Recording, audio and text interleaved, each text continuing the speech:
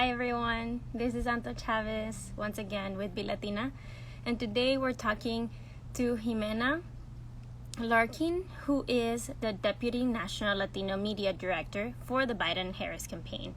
And today is also election day, so it'll be really exciting to see what she has to say and what are her expectations for what's gonna happen later today, or who knows when we're gonna find out what the results are. So we're just really excited to talk to her and just very energized to have this conversation. She should be joining very soon.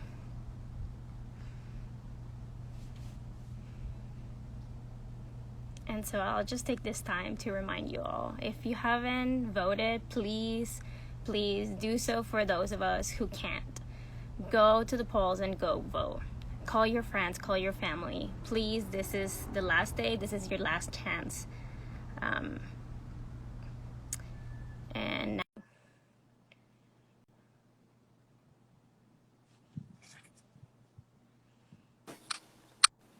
hey, Ximena, how are you? Hey, good. How are you? I'm doing well. Where are you right now? I am in my home office in Albuquerque, New Mexico. I actually don't think a lot of people know that I have moved to Albuquerque, New Mexico, Anton. So like this is news for a few people who know me because I am a lifelong Chicagoan. Oh, nice.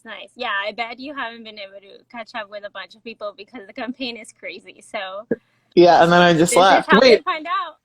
I know, it's true. Where are you? I'm in Arizona. I recently moved here. Oh, Yeah, I recently moved. I'm kind of from Miami. And so I moved like a few months ago. So yeah, how are you liking it? I like it a lot. I had come here on vacation and, I'm mostly quarantining, but like I loved the weather lately. It's really, in Miami, it's never, ever cold, like not even breezy. So lately here it's been like 40s and I'm like, oh, okay, it's not just hot. Well, I love what you're doing. I want to get to know you more too, but I also want to make sure that everyone who's coming and has like all their questions, everything that they want to know about the campaign has what they need. And then you and I will offline because you look cool and hip, like we should be friends. Yeah, you too. So let's get to it. So Yeah. what do you do in the campaign? Who are you and what's your role? Yeah, my name is Ximena Larkin. I am from Chicago. I was born in Mexico City. I speak Spanish, which I'm really excited about because as a child, I did not want to speak Spanish. And I see how much of an asset it is now. And it really does feel like a superpower. So especially to all my Latinas who speak another language, it's incredible. It's been such a great tool, not just to help in my, obviously people think of it as like a career builder, but also just being able to connect with my community and understand. And I spend a lot of time with my mom, and the more time I spend with her, I realize that even though she speaks English and I speak Spanish, there's still a disconnect, and working through like the communication gap that happens there. And my official position at the campaign is as Deputy Director of Hispanic and Spanish Latino Media on the national team. And basically I help connect those dots, promote those stories, make sure the folks who speak Spanish are being serviced, and the Latinos who, whether, Shea Serrano, someone that has been out on the campaign, he's not necessarily like in the Univision or Telemundo of the world, we're engaging those folks too. So my day is pretty hectic from the beginning till the end. I think you have to really be entregada into this, like you have to want it. And it's a lot of work. I mean, I think what's also really just cool is politics isn't easy, it's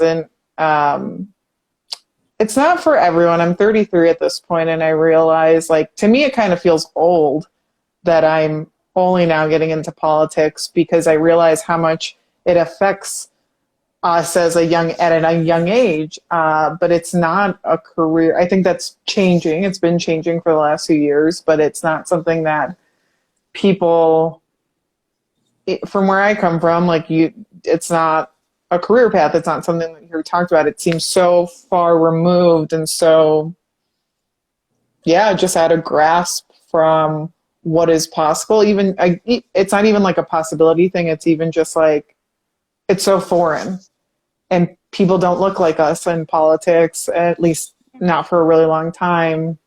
And I got into it because I went to high school with a friend. His name is Jorge, who actually I saw him. I saw him on Facebook sitting across from President Barack Obama in the White House. And even that was just like, that's so cool. That's someone I went to high school with. And it became attainable at that point. It wasn't, I still wasn't setting my sights on that. It was just like, oh, it's not an impossible position to be in. Yeah. And so why are you entregada, like you put it right now? You know, it is a lot of work. So what inspired you to join this campaign? Oh my gosh. Well, I woke up on November 4th, 2016, just completely devastated by.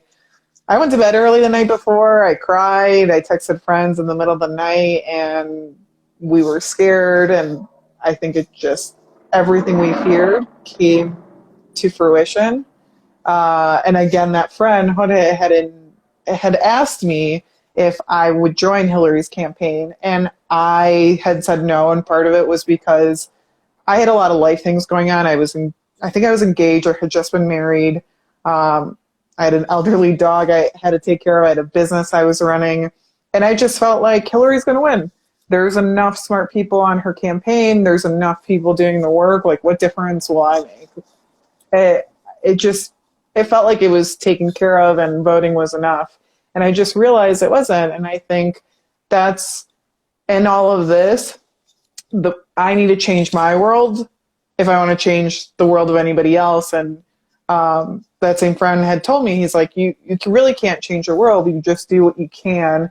And that doesn't mean in a negative. It just means that how can I tell someone to get engaged and be into politics and to learn about their rights and fight for it if myself is not involved? Like, I'm not doing what I'm saying. I'm passing the opportunity. I think in everyone's life, you are faced with moments and you either step up to meet them or you step back. Yeah. Yeah. And this election, you know, there's a lot of talk about what is at stake. So what would you say it is at stake and why it's so important for Latinas to vote? Oh my gosh, I think it's so important. I feel like I'm getting emotional. I already told you I might cry, and I hope I don't. And that's just because I just feel all those things, because I think like there's so much, I think people like decency and a belief in a system. You know, I'm an immigrant. I came with my mom and my sister in this belief that if you work really hard, you can find your place in this society. And as we've seen this summer of like all these cultural uprisings, like there are systemic issues here at play that keep people down. And the most important thing for me is like, I may have started from the bottom and I'm not necessarily at the top, but I'm a long way from where I came, and I'm not going to forget where I came from. And it's so easy to say that it's somebody else's problem. It's so easy to judge and say you could have done it better, but then do it, like that's what you have to do. You have to show up and make these decisions where you're not leaving it in the fate of others. I think in this election, it's, how bad do you want something different? How bad do you really believe that? I mean, I truly do. I think there's absolutely more of us than them. And what I mean by that, like, I absolutely believe there's more good people in this world who aren't racist, who will fight for their neighbor. And I'm at a point in my life where I'm not going to be quiet. I think Kamala said with an interview in Becky G, the reason why people in power try to disenfranchise people without is because if we voted, things would change. That's why people are so worried. And when you see these things happening where people are, like in this election, Black and brown people are stepping up, absolutely, and fighting. And the issue now becomes are the other folks, what I mean by that is, are white folks going to step up and vote with us? Are they going to fight alongside of us? And I think that begins by realizing like we have to speak out about those injustices and say like, I'm with Biden and Harris. I am with these people who are going to treat me with respect and fight for what I believe in. And so I think when it comes to Latinos, there's so many different issues at stake, meaning some people care about immigration, the economy, it runs the gamut. We are so diverse that there's not one thing at play. Everything is on the ballot. Healthcare, human decency, the economy, immigration, everything is on the line right now. And I don't want to wake up on November 4th with regret. I want to show up, and I don't want to look at people and say, we could have done this. Like, I'm doing everything I can, and all I can hope is that's enough, and that will be enough for somebody for them to realize, like, I'm going to lead by example. Yeah. And for so many of us and for so many people, these elections are really emotional. And like I told you before, this is a safe space. Like any emotion that comes up, this is a safe space. Like we are here to talk about it.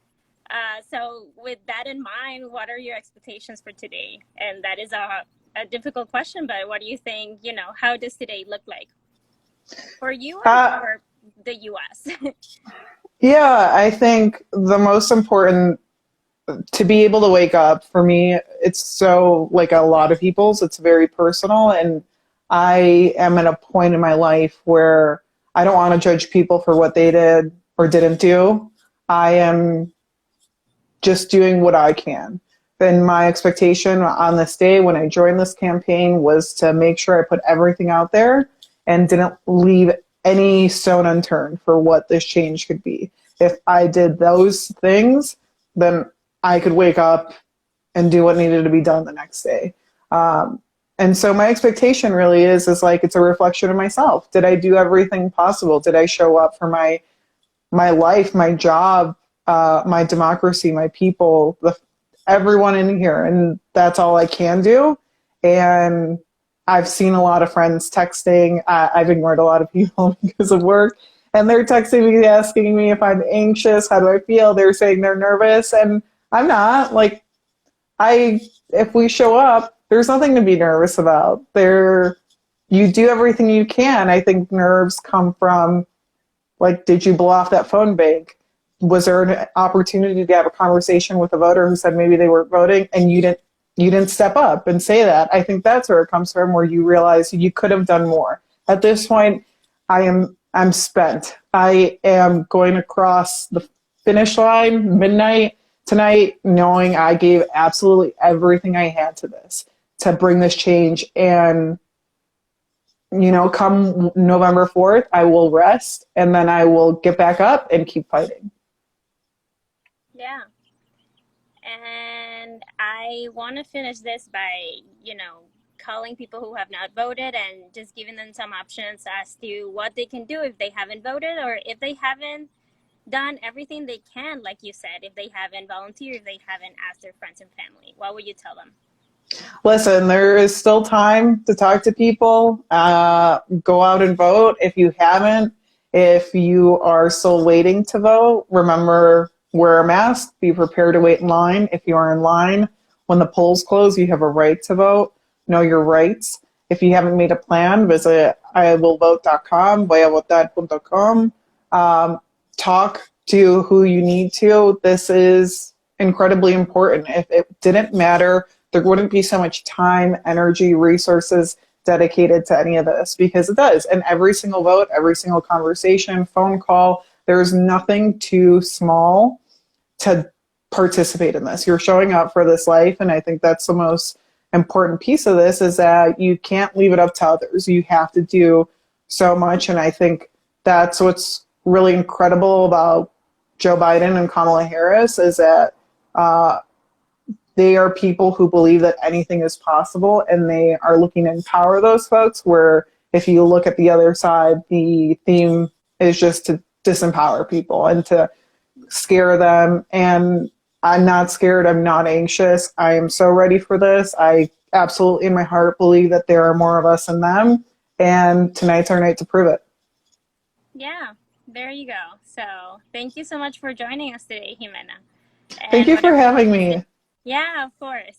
And you know, whatever happens, I really like what you said about waking up tomorrow, resting, and getting up and ready to fight. So, yeah. Yep, Thank you it's so much. gonna happen one way or another. So thank you for having me, and I'll talk to you soon. Yeah, talk to you. Have a good day.